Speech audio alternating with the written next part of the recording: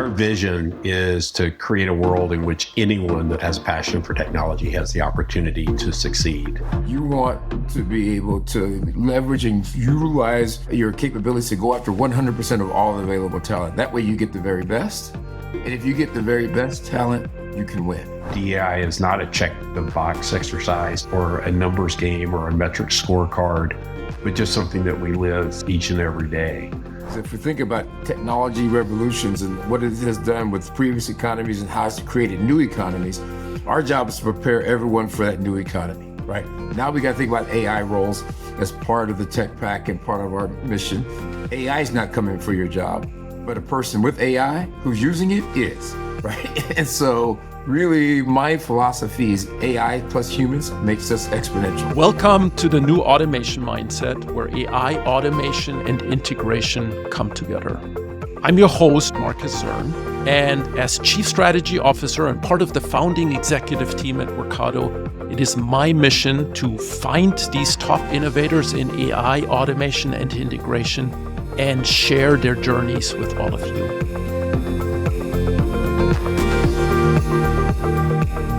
So today we have a special edition. I mean, first of all, we've got two guests, two very, very accomplished CIOs. Michael Smith, most recently CIO of Estee Lauder, before CIO of Mylan and pharma industries, and then 22 years at Nike in executive positions. So that's a handful. And then Earl Newsome, CIO of Cummins, previously CIO of Linde Americas, a West Point graduate, and he's been on the show before. But, you know, this is a special show, not just two guests, but we're also talking about a different topic altogether today. We're not talking about work. We're actually talking about the nonprofit that Earl and Michael have founded together, and it's the TechPACT. It's a coalition of CIOs and tech executives who are actually committed to leading the charge for inclusion in the tech industry. So this is going to be a fun one, near and dear to my heart. And, you know, before we get into that, so the one funny thing, I mean, I noticed I went through Michael's LinkedIn, obviously all these amazing CIO positions, but then there was one that caught my eye specifically. He's actually majority owner of the Carrick Rangers. So I'm big into soccer. I mean, the world knows about Wrexham. Like, Michael, tell us about that one. Like, what's going on? Well, Carrick Rangers Football Club is based in Northern Ireland in the Irish Premiership, and acquired the club about 18 months ago as a majority owner. And we launched a women's program. Last year we had the best record we ever had. We are struggling a little bit this year, but it has been an absolute blast. And I actually have been running a campaign to get as many people involved as possible through minority ownership. And so been fortunate to have quite a number of people invest. All right, that's awesome. So I'm an investor as well. I did not know if Earl wanted me to share that, but yes, he is. And I'm working on getting him over there for a match. Well, it's awesome. I love soccer. You know, I grew up in Germany, so I really don't have a choice, right? But my son is playing. My son is hoping to play in college and so on. So kind of see folks taking note of that and promoting soccer, not just in the top league, but also for all of us. I think that's really cool. Listen, so TechPACT. I'm actually really curious. So you started, both of you are founders of the TechPACT.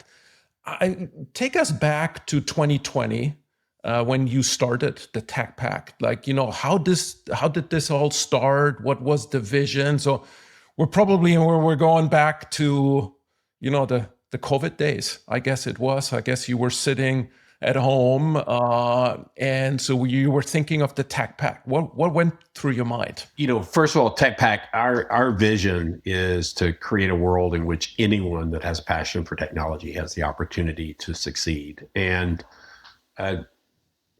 it really started in 2020 during COVID. As you said, we were all home, and it started with a global town hall that I was hosting for the Estee Lauder Company's IT team. And the thinking behind it was that I would bring together these CIOs in kind of adjacent businesses. Pawan Verma from Foot Locker at the time. After that, he went on to MetLife and has moved on now to yet another company. Janet Sherlock from Ralph Lauren, Monica Nerger from Mandarin Oriental, which is in the luxury business, big in Asia, which was a focus for us. And the idea was we were going to talk about the impact of COVID on our businesses and what we were going to do.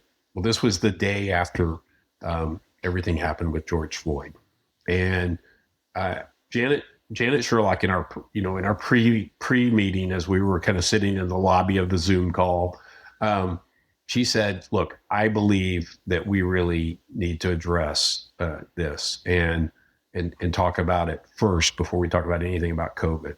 And so we began that conversation, and it was actually quite raw, quite authentic.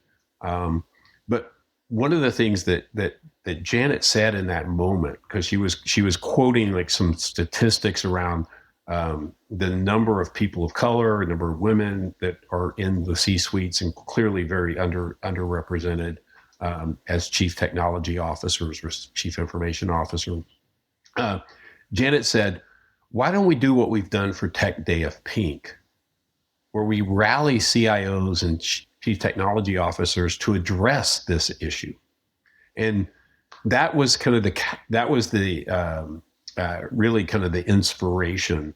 I took that away, and I, quite frankly, I noodled on it for a couple of months probably before I picked up the phone and I called Earl. And I called Seth Karpian and Maguth Legningham he's at the College of Southern Nevada.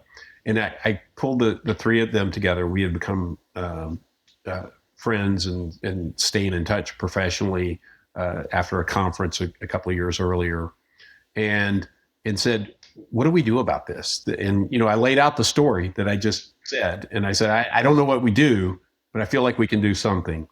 And I have to say, Seth came up with our vision statement.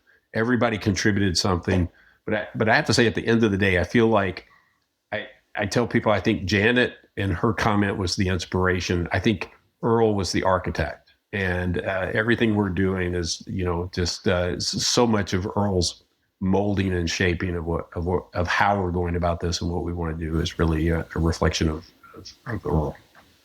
Well, so Earl, if we have the architect here on the podcast, so tell us a little bit, so it's been 5 years, and obviously it started back then in the early days of COVID and so on. What have you personally learned? How's that journey been?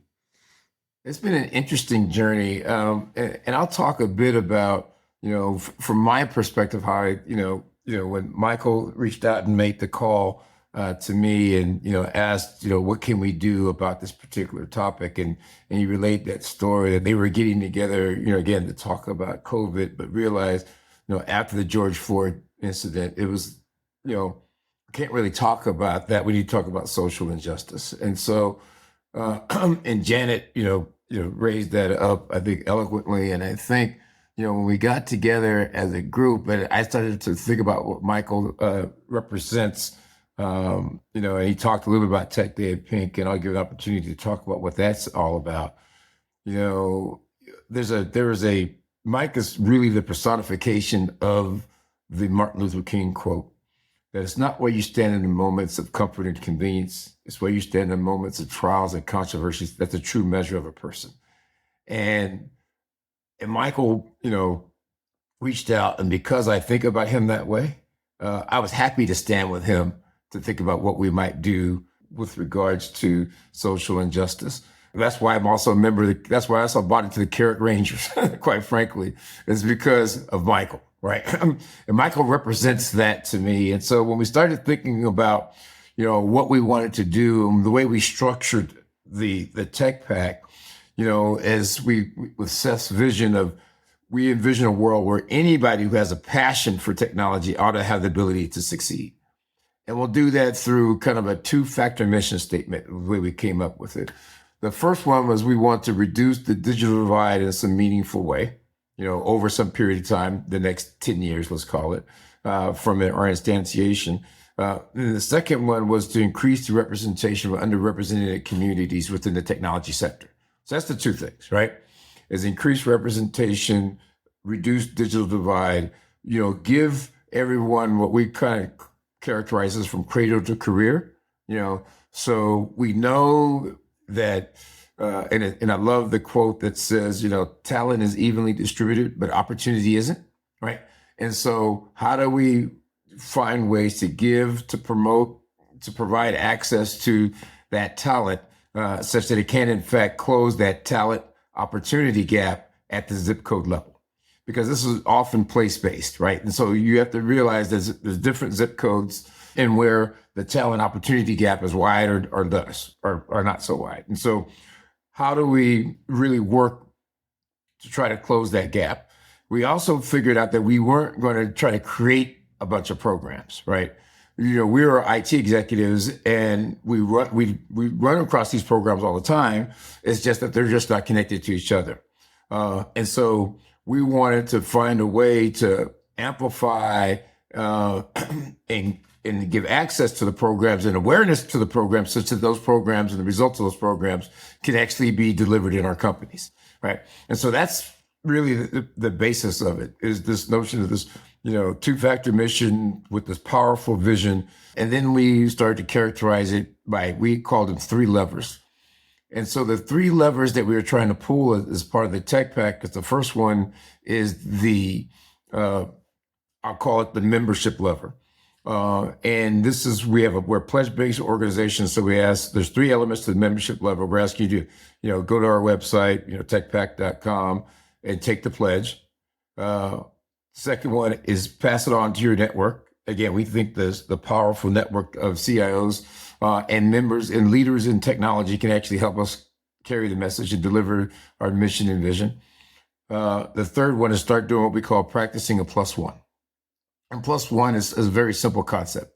It just basically says add 1 to something that you do every day on some regular basis.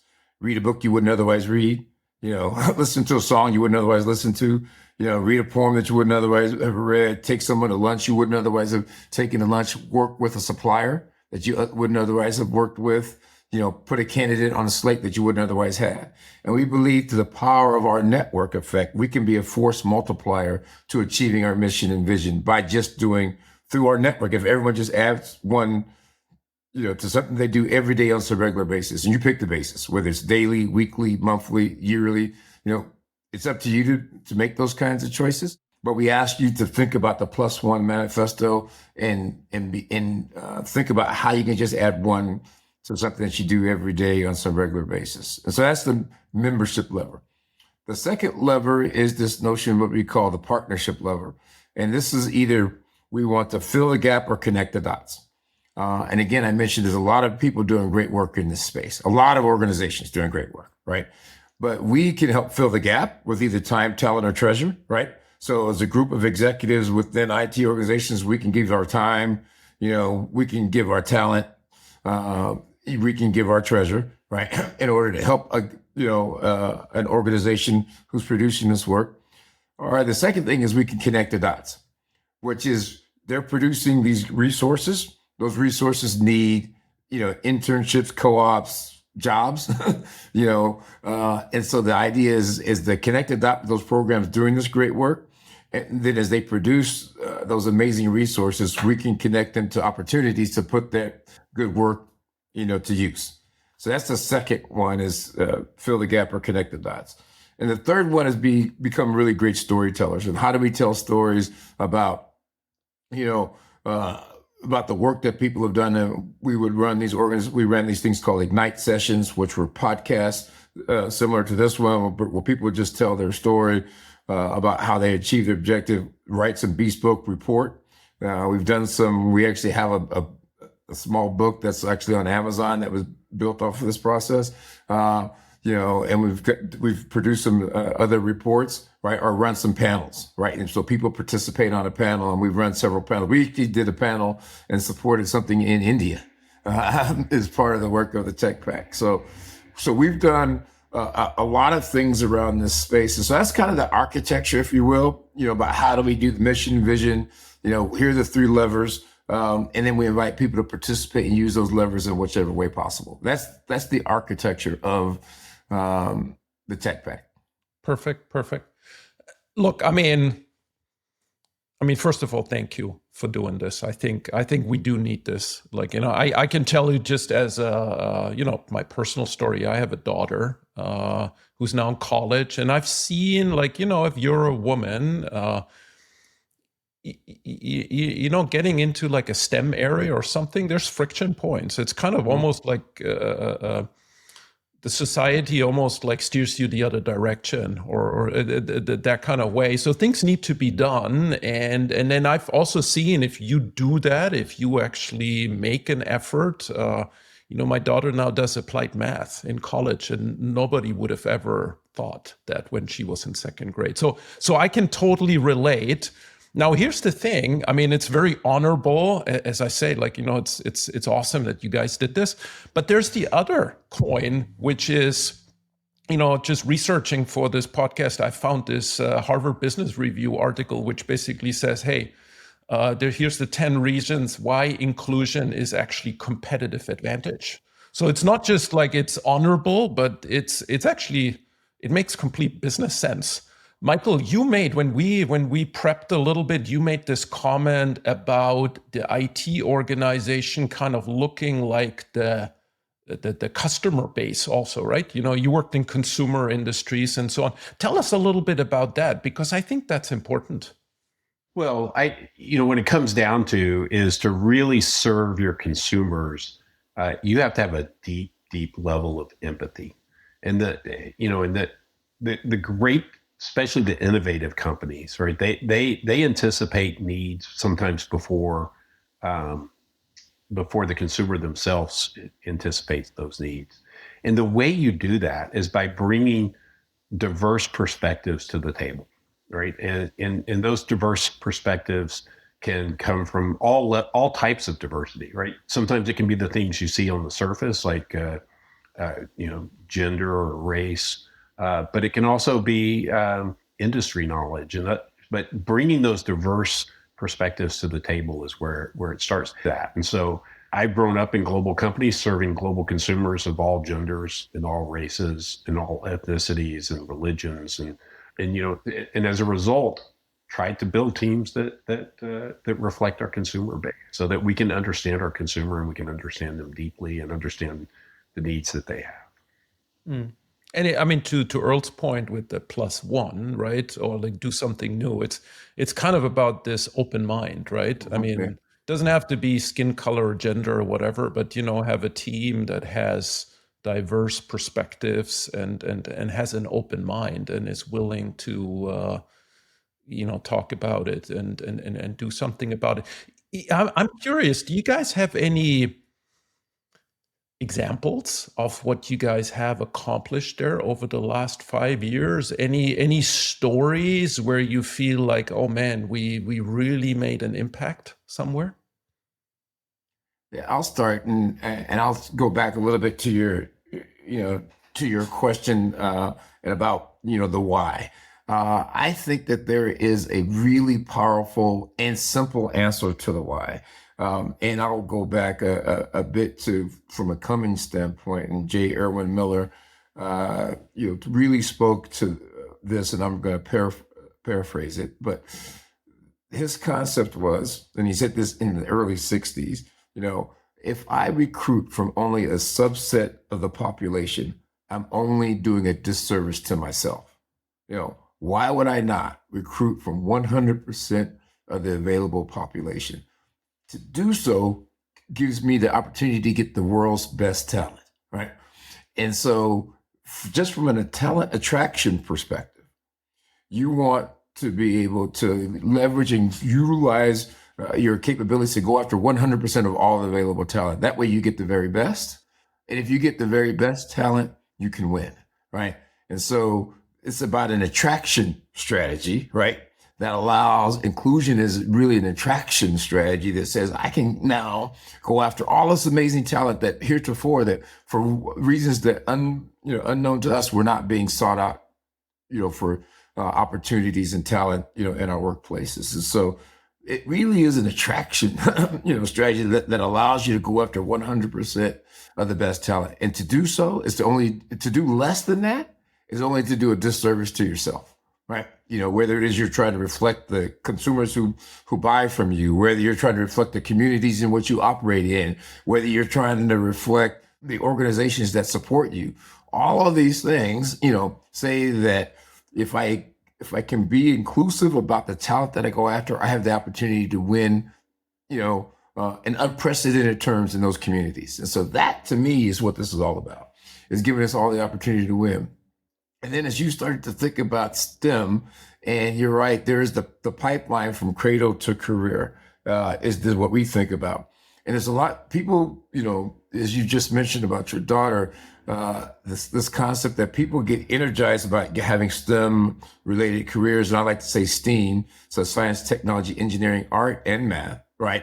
Creates a broader spectrum for us to recruit from. So things like digital anthropologists, those kinds of capabilities become part of it. As you think about automation, we're going to need, anthropology is going to be the way that automation is going to work in the future. It's going to have to work with us as humans, right? And so you're going to need digital ethnographists. You're going to need digital anthropologists. You're going to need those kinds of skills, and designers and all of that stuff is going to really create a much more, rich and robust technology, opportunity landscape for our employees and for our people, if we move from STEM to STEAM.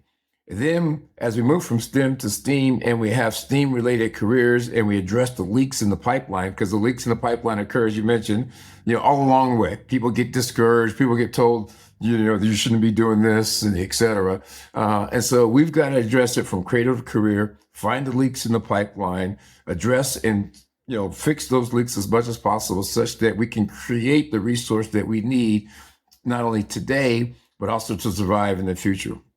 And so that, I think, is the critical outcome that we want to get. And so as we think about the past 5 years of the TechPACT, as again, we've been able to launch, and we did just focusing on gender diversity in India, we had a session where we had 5 individuals sessions, I think it was, that had a majority of speakers it was well attended. We did some co-sponsorship to get that done, and just to get people to listen to the story. We've published, again, like I mentioned, a book, and it's a small pamphlet, right, that's on Amazon, that we published on this notion of inclusion and belonging, and how belonging actually unlocks the power of inclusion. I often talk about DEI and C and DEI and B, and I talk about, this notion of belonging is really the ultimate derivative of a great, effective inclusion program, because diversity is being invited to the dance, right? Inclusion is being asked to dance, right? Equity is having access to the dance floor. That's all equity is. It's giving you access to get on the dance floor. There's a ramp there for you, or whatever. If you need that, that's what you get, and have access to the dance floor. But belonging is wanting to dance if no one's looking at you, right? And so if we can really unlock the power of belonging, in our organizations, and we can then earn that discretionary effort of all our employees. Because if people feel as though they don't belong, and we've all had that feeling, we've been in places where we feel we don't belong, you're not going to earn any extra effort from me. You're not going to earn the power of my, diverse background. But if I feel as though if I belong and I'm dancing as if no one's looking at me, then you're going to earn my discretionary effort, which is going to lead to amazing, extraordinary outcomes. And so to me, those are some of the things that we've done. And, whether it's the sessions that we've ran, the books that we published, the panels that we've had, But we've also learned, and one of the questions that you raised in the, in the offline is about this idea about what have we learned? That this is hard work, and it takes a lot of, we're energized, but oftentimes it's hard to, people's commitments, people's time, allotment of time to the commitment, tenacity to getting it done, all of that stuff. We've gone through, it hasn't been all roses. We've been going through, fits and starts and trying to, establish certain programs. And luckily now we have our CEO, Kim. She's an amazing CEO, and I have to give her a bunch of credit. And I was hopeful she was going to be able to make this call, but she was unable to. She's the reason why we've continued, right? And she's really part of the backbone of what we're doing, and we're doing some amazing things now.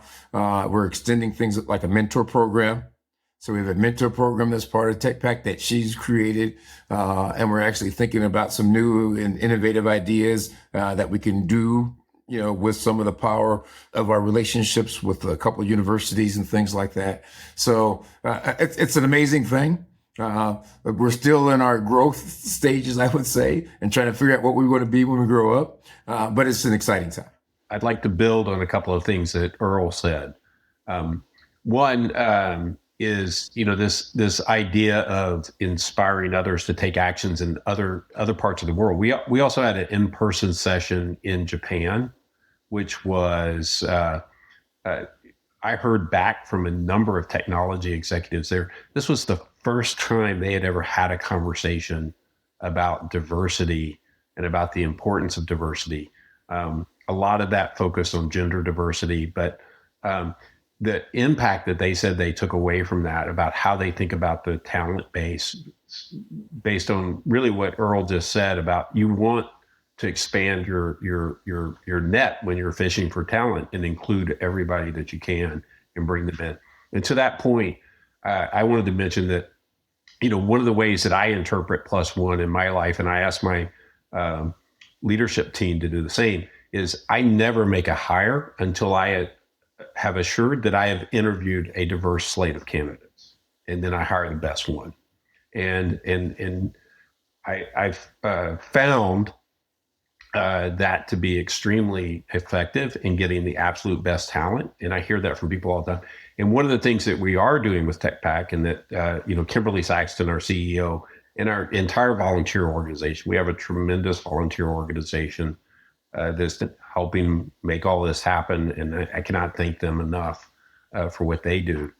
But Kim has helped lead this effort around TechPACT Jobs, where we actually do provide a service to put diverse candidates at all levels of the organization in front of you. So for people that are adopting +1 in thinking about how they hire and the slate of candidates that they interview to get the best candidates, then we do have that as a service that we offer. And I think another call out I would note where I've seen a lot of success personally, but I also have heard back from many CIOs, is in our first iteration of the board, our first founding board members included the CIO at Year Up, which is an organization that takes people that have chosen not to go to college, largely in underrepresented communities, but want to pursue a career in technology, and the CEO of Empower that does a similar type of effort.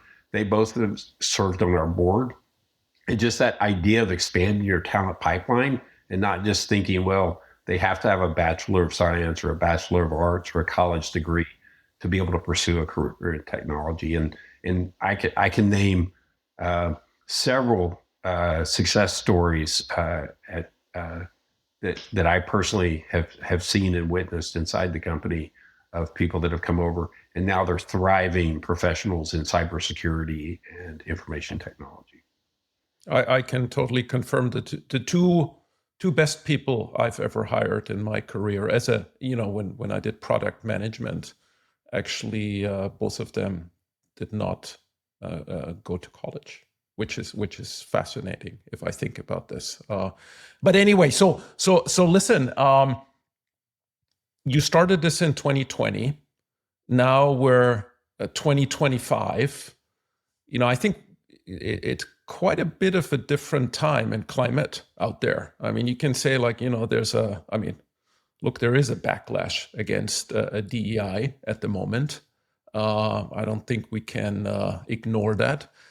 Like, how are you guys dealing with this? I was a little surprised in a way. There was a very interesting starting in your annual report, how you said like, yeah, we can understand why this is happening. Like, we actually, we find this understandable. Tell me a little bit what you meant when you wrote this. Well, I think understandable and acceptable are two different things. What we said in the annual report, and what we believe is, it's just really easy to write off people that have this backlash against DEI as well. They're any number of adjectives you can use to write it off, but we need to seek to understand, and where is this coming from? And it's because many companies and organizations have invested millions and millions of dollars, and they against the wrong things. And they've treated this as a check the box exercise rather than talking about kind of core values and core principles, and also allowing it to become a check the box exercise, right? There is some type of diversity I can see on the outside, and I'm going to check a box that I have all of those things, versus doing what we've been talking about, which is you build diverse slates of candidates, you hire the best. Diversity and meritocracy are not at odds. The ideas are not at odds, but many companies have made that mistake, and that's where we get the backlash. I've been fortunate to work at companies where it's in our DNA. It's part of our values.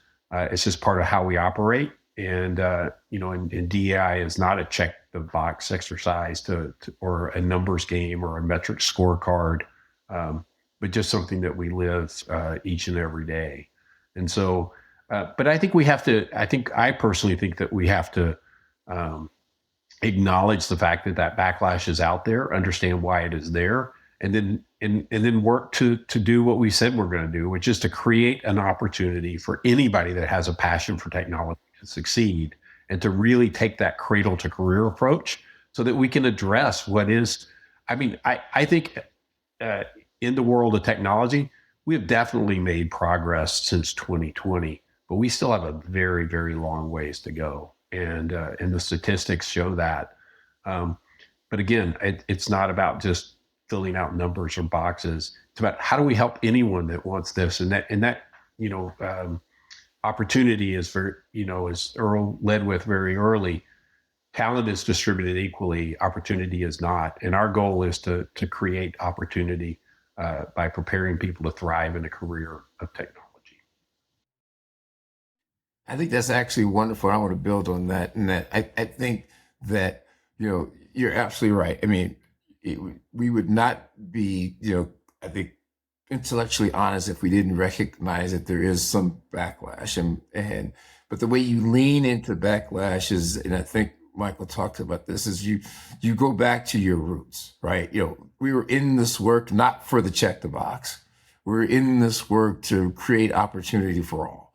And so that doesn't change, right? Irrespective of the backlash or what people want to call something, So what happens is, and great companies are doing this, so they're refocusing on their DNA. Great companies are saying, we've been in this long before it was quote unquote popular, right? We were in this for all the right reasons, to do all the right things, to really support our employees in the communities where we live, work, and play the best way we possibly can. None of that has changed. And so, if you were chasing a number, that may have gotten you into a situation where you're not doing these things for all the right reasons. But I think if you go back to your DNA, and you go back to, what's actually right and good, and if you really think about it, families or organizations of people, right? Communities or organizations of people, companies or organizations of people. Everything that we work with is actually just an organization of people, right?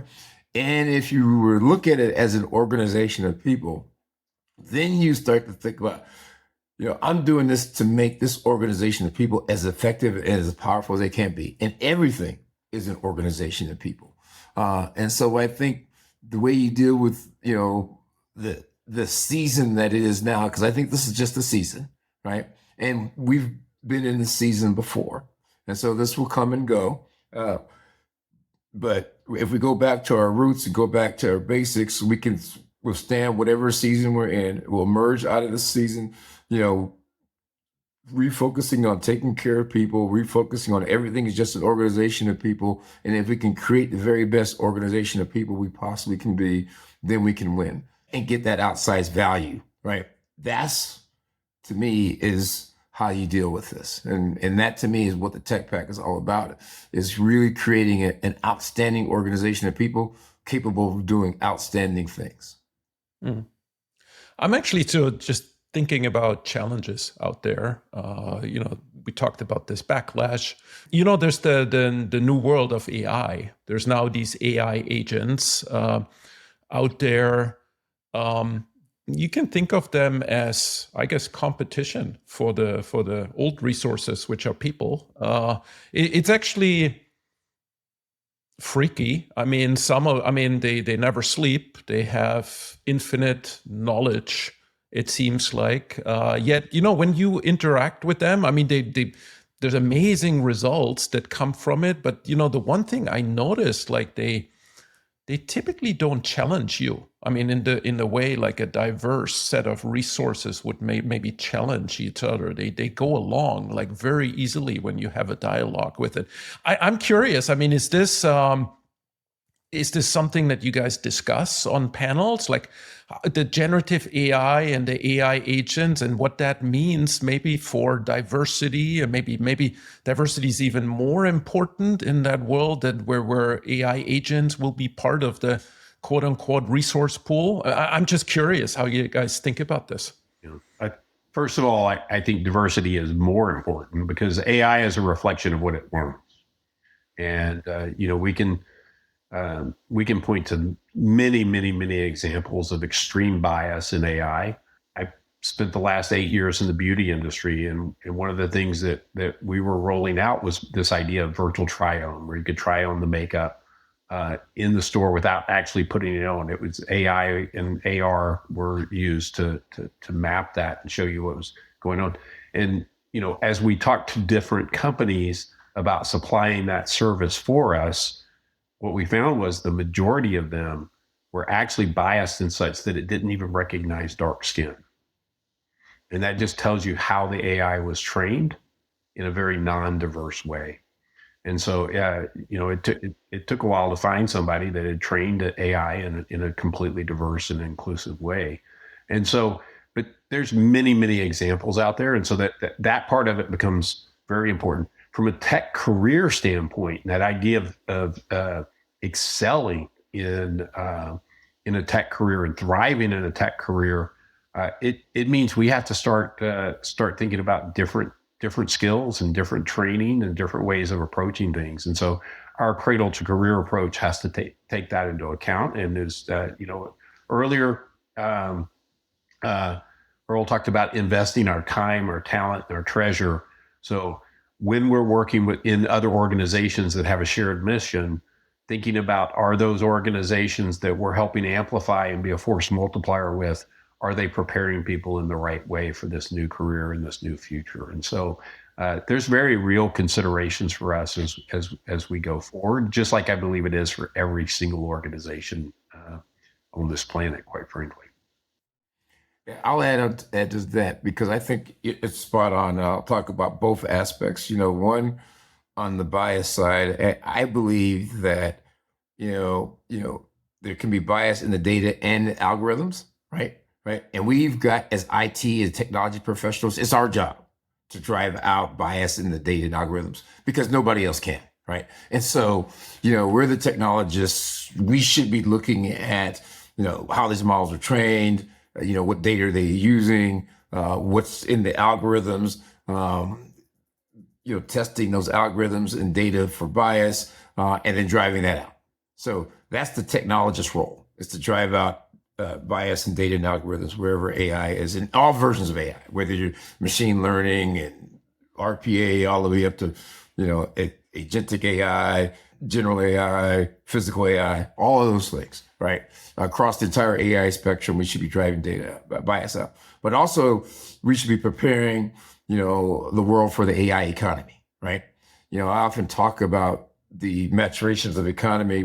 If you started off with the agricultural economy, got replaced by the industrial economy, got replaced by the information economy, then the digital economy, then potentially now the AI economy.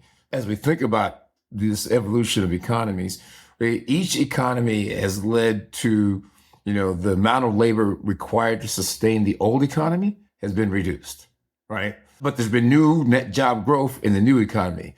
The challenge has been is how do you prepare people for that new economy? And this has been true for years. In fact, Andy McAfee talks about this in Second Machine Age.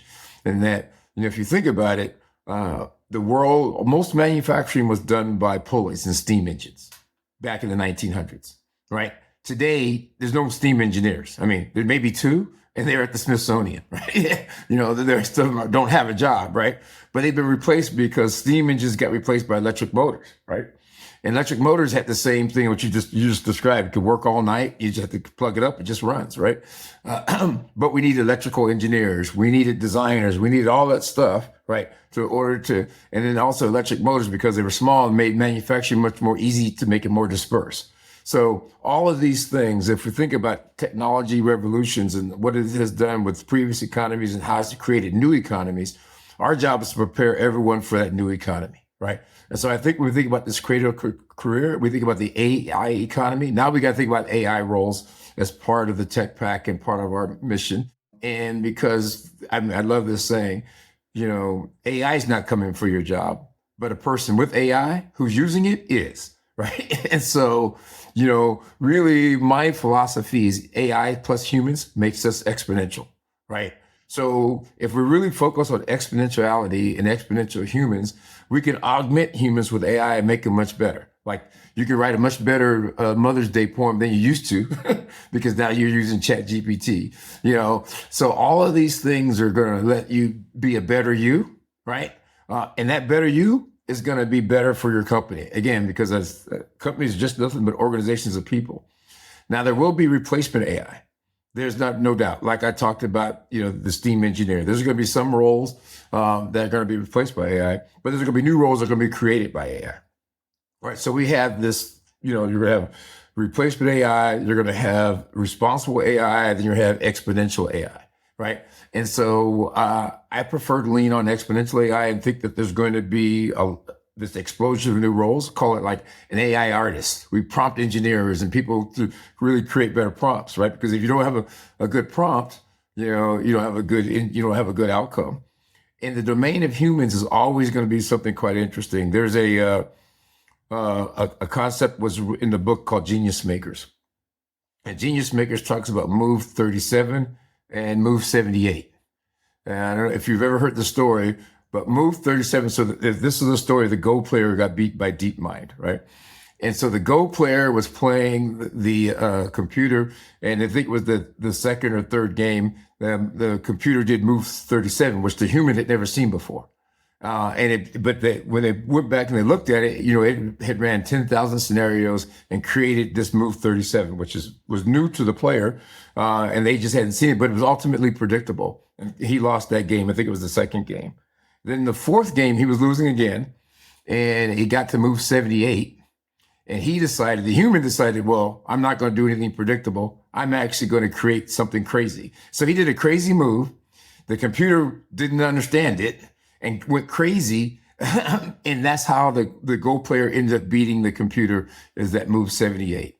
And so the domain of machines is always going to be move 37, the ultimate predictable move that's predictable based upon the data that is collected. But the domain of humans is always going to be move 78, right? And so we are going to be the move 78. So I think if we can teach, how you're going to become an AI artist, how you're going to leverage AI, how you're going to retain that which is the domain of humans is move 78, Maybe we'll all get T-shirts saying Move 78, and that'll be something that will help us unlock the way of being exponential, as having the humans plus AI help you create Move 78s and chart new territories, new jobs, new ways of doing things that were before unthought of. That's the domain. That's the way I think about AI and its impact on what we're trying to do. And so that if we can make the world more exponential, our individuals use it more exponential, we'll get better outcomes. No, I really like that. And to me, it almost feels like, if you believe in diversity, believe in what you guys do, you're kind of engineering your resource pool to get more Move 78. That's kind of, I guess that's what it's all about. Listen, this was fascinating. Really, really appreciate you guys coming here. So what I wanted to ask you at the end of this, so we got an audience here of IT executives, CIOs who are listening in. How can they be part? Let's say they're stimulated here by what they heard. Maybe they want to be part of what you guys do here and the rest of the folks with the TechPACT. What should they be doing? Like, how can they become a part of it? And then maybe also like if they wake up tomorrow, like what would be the first thing they can focus on to, get closer to what you guys are doing, closer to diversity?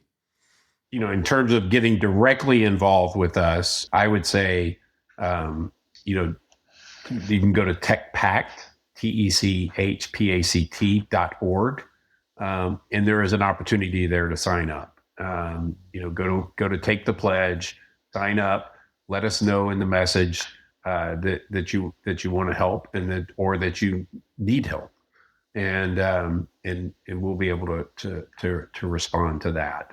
I'm going to let Earl talk about the +1 concept again, because I believe that is the single biggest thing you can do as an individual is really start to take that +1 opportunity.